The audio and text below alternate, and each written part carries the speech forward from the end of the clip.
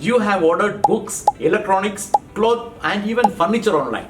But have you ever stopped to think about what happens when someone puts a living, breathing thing with the roots, soil, leaves, and all into a cardboard box and ship it across India? Or maybe across the world even. A plant doesn't pause for a delayed flight. It doesn't care that it's stuck in a warehouse in Bhiwandi at 42 degrees Celsius. It keeps on living or it doesn't. This is not just logistic. This is a race against biology. In today's episode of Logistically Speaking, I am taking you on a journey deep inside one of the most fascinating, most overlooked supply chain in the world. The logistic of shipping live plants. From the startups disrupting India's nursery industry to how Singapore built a garden city by importing trees from as far as away as Ecuador. Make sure you watch the full episode.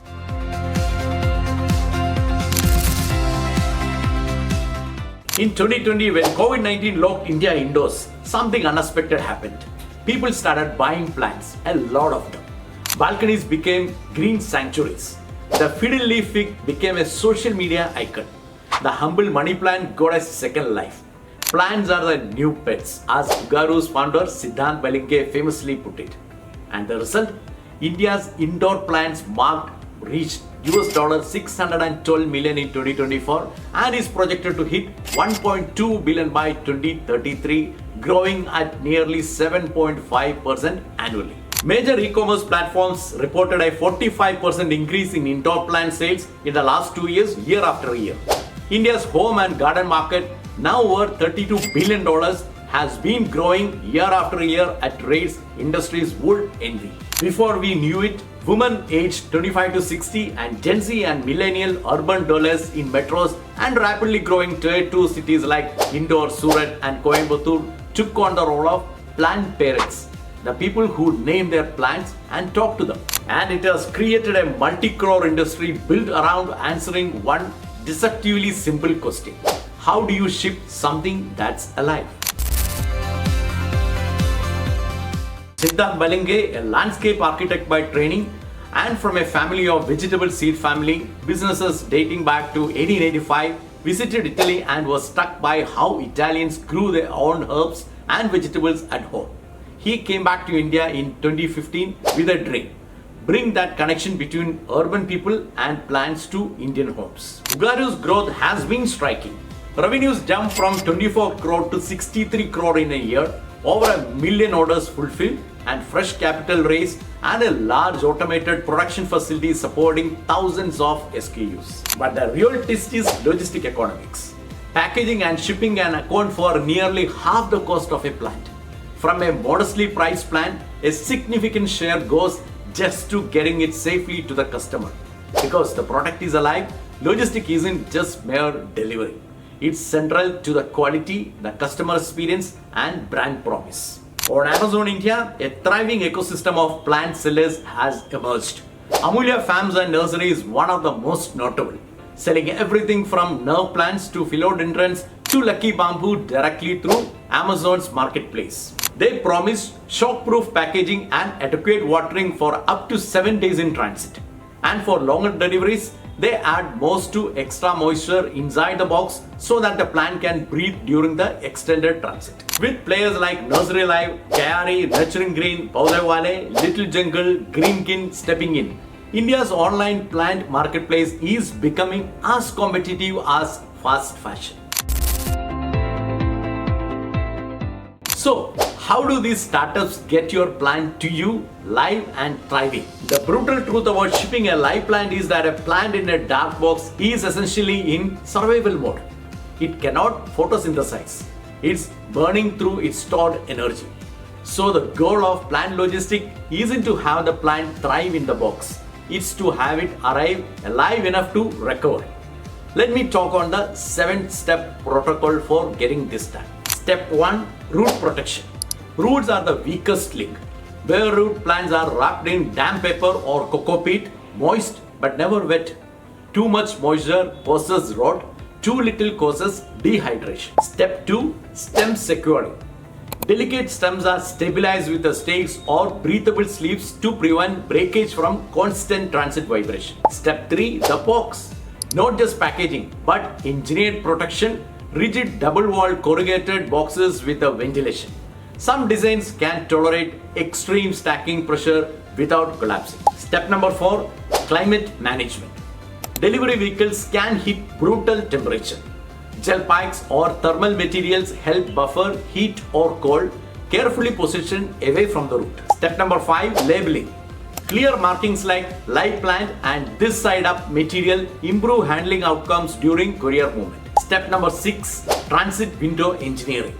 Shipments are timed to avoid weekend or holiday delays, minimizing warehouse stress and darkness exposure. Step number 7, recovery period. Care instructions prepare customers for mild wilting and guide acclimatization process of gentle watering, indirect light and patience. And for tissue culture plants, packaging becomes even more precise. Moisture balance, sterile gels, light control and contamination barriers must all work together inside one sealed micro environment. This is closer to pharma cold chain logistic than a regular courier operation. Now, here is where it gets genuinely complex, and for logistic professionals, this is where things get really interesting. Moving a live plant across a state border in India, manageable. But moving it across international borders, that's where you enter a regulatory maze that might stop the entire shipment in their track and kill them.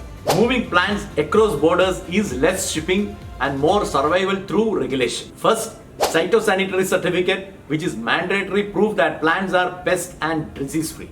And each country has its own rule, and tiny documentation errors can trigger delays, rejection or even destruction. Second, endangered species control. Many popular plants, especially orchids and rare ornamentals, require special permits. Missing them isn't a logistic mistake. It's a legal violation. Third, invasive species protection. Soil can carry invisible threats, so strict market often demand bare root shipping or certified treatments. Even small shipments require inspections, permit, custom filing and expert handling. Plant logistics isn't just transport. It's compliance, biology and risk management all combined. When we talk about plant logistics, Singapore is the ultimate example. In 1965, a tiny resource-poor island needed a way to stand out. The Prime Minister, Mr. Lee Kuan Yew's answer was simple but radical. Trees. Greening became national policy, and over time, the city filled with millions of trees, each one individually tracked and managed. But the real story is sourcing. Singapore sent botanical missions across the world searching for species that could survive the climate, require little maintenance and still look stunning. Thousands were tested, only the best remained. That's why Singapore's streets are lined with the trees from Australia, India, China and even Ecuador in Central America. A modern city quite literally designed through global plant logistics. Gardens, by the way, pushed this idea further and built on reclaimed land with every plant and even the soil brought from abroad. Logistics didn't just support development, it created the landscape. And today, Singapore has roughly 2.9 million roadside trees, and the future strategy is towards restoring native species and add another 1 million trees by 2030. Singapore didn't inherit its greenery. It built it through vision, science and logistics. Let's zoom out and look at what the world's best plant logistic corporation have figured out. The Netherlands leads in speed and automation. Massive auction system process millions of flowers and plants daily and moving them across the world within 24 to 48 hours of harvest. Thailand excels in tissue culture logistics, where moisture, light, sterility and compliance must be tightly controlled during export. In the United States, success hinges on regulatory intelligence and data. Systems verify whether each plant can legally ship to other destination before the dispatch. Different market, same lesson. Plant logistics is about precision, control and timing. The global cold chain logistic market, which covers temperature sensitive goods including plants, food, pharma and more, was valued at $349 billion in 2024. Roughly 75% of these cold chain shipments still rely on styrofoam and ice, a method largely unchanged for decades. The plant industry is actually pushing innovation in sustainable packaging because its buyers, the millennials and Gen Z, demand it. India's plant logistics story is only beginning, and the next phase is fascinating. Cucumbers already entering the space. While large plants doesn't fit in a 10 minutes model, small items like succulents, seed kits and lucky bamboos do. This pushes retailers towards hyper-local dark stores functioning as mini nurseries. Regional hubs are the real unlock. Instead of shipping plants across the country, localized hub/distance cut delivery time and reduce plant stress and lower returns. Then comes AI and weather intelligence, the systems that avoid heat waves or cold snaps by dynamically adjusting dispatch schedules.